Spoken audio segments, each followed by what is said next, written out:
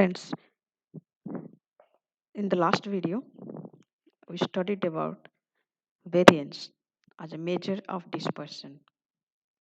Okay, and we got to learn that variance is the measure of dispersion, and it is how far a set of numbers is spread out from the mean.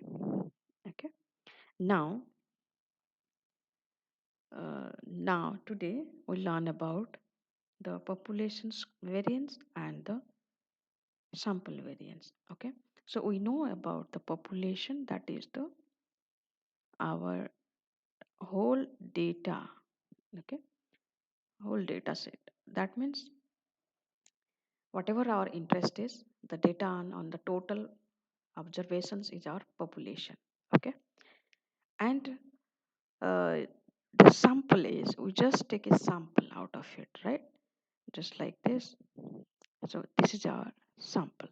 Okay, we have taken the 30 numbers of observation as a population here, for example, and the sample we are taking is 6 numbers. Okay, now the formula for population variance is xi, the squared, it is the average of the squared distance from the mean. Okay, so the measure of dispersion of variance formula is the average of the squared difference from the mean.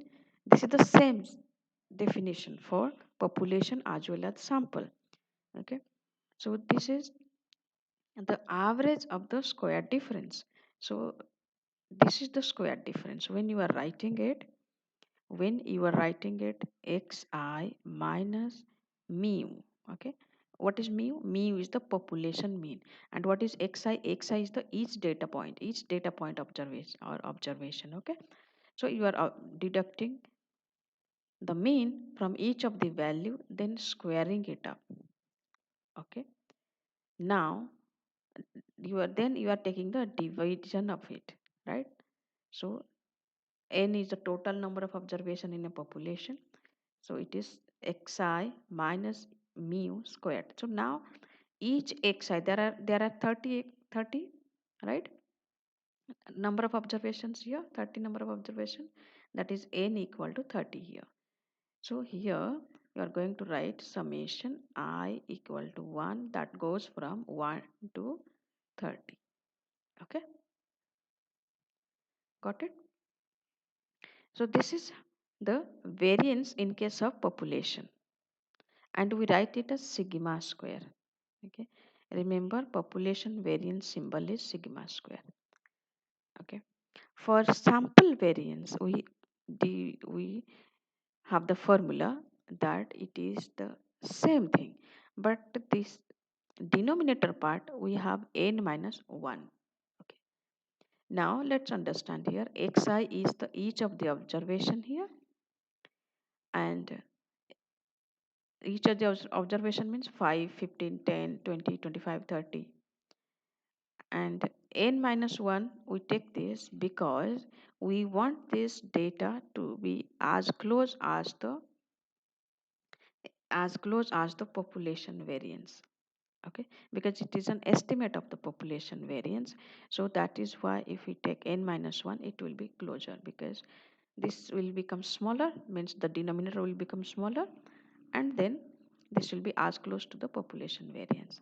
Now in this format we can write it summation I goes from 1 to 6, and what you are summing over the squares of the deviation from the mean.